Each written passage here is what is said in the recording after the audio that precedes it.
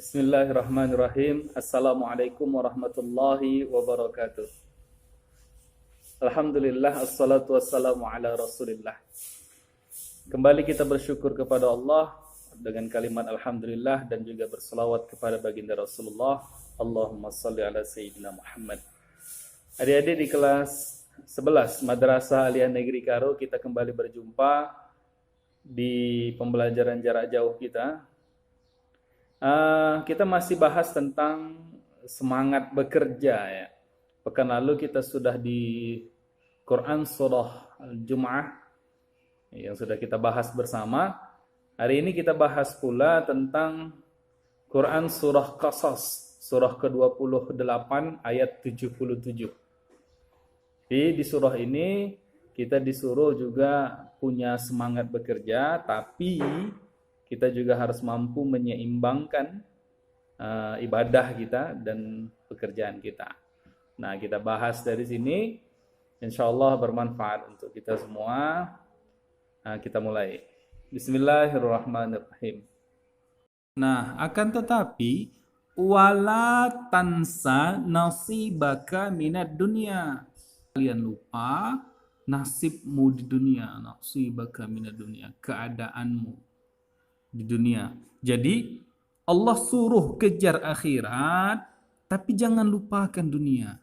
Jadi salah kalau kita sibuk-sibuk ngurus akhirat, kita lupakan dunia. Salah juga kalau kita sibuk-sibuk mengurus dunia sampai lupa ibadah akhirat. Jadi kita dianjurkan untuk menyeimbangkan.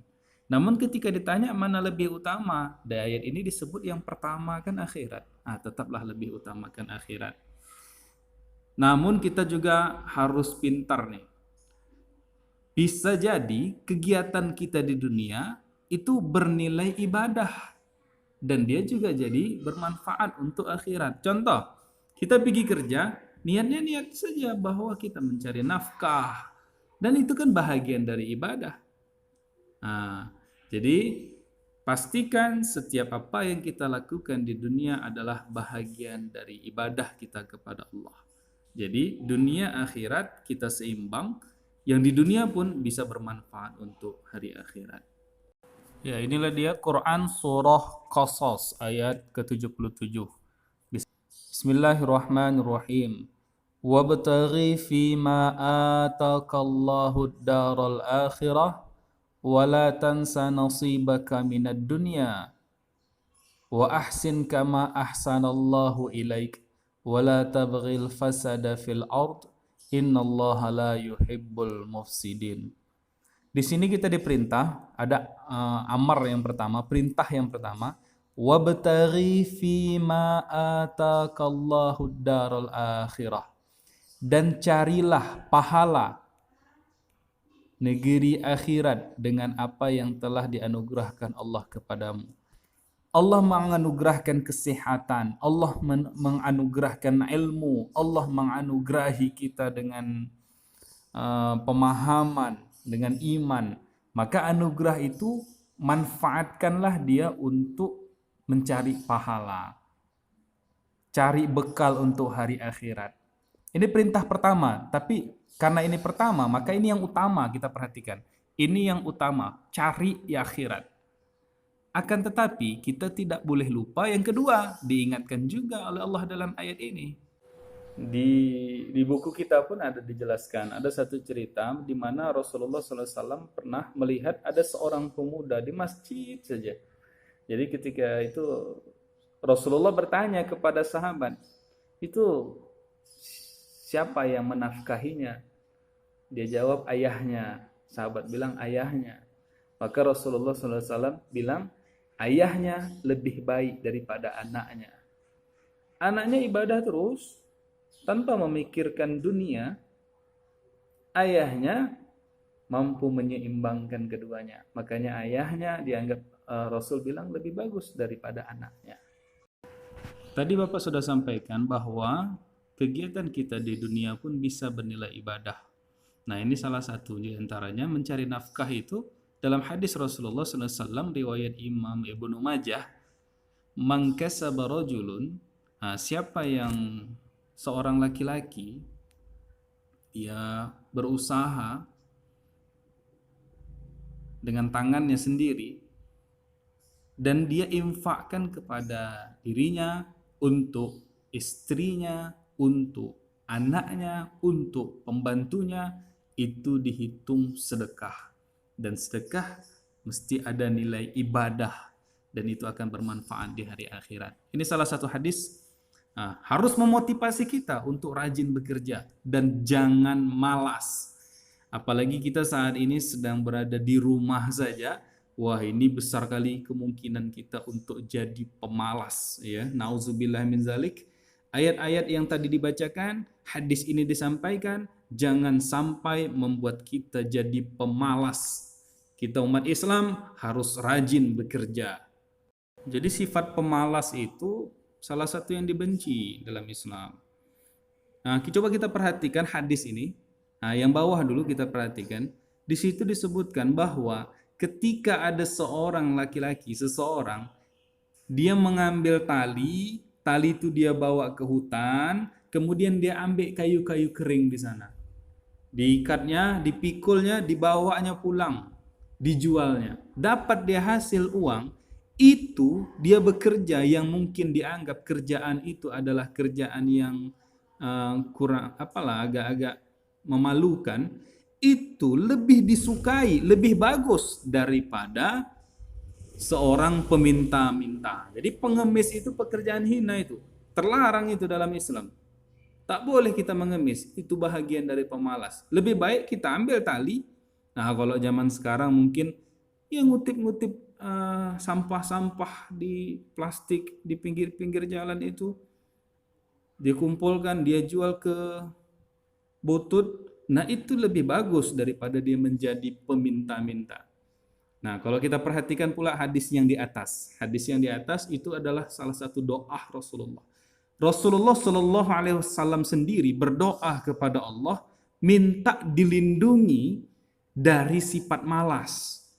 Jadi hina sekali sifat malas itu dalam Islam. Kita tidak boleh malas, rajin bekerja. Itu dalam Islam. Perhatikan.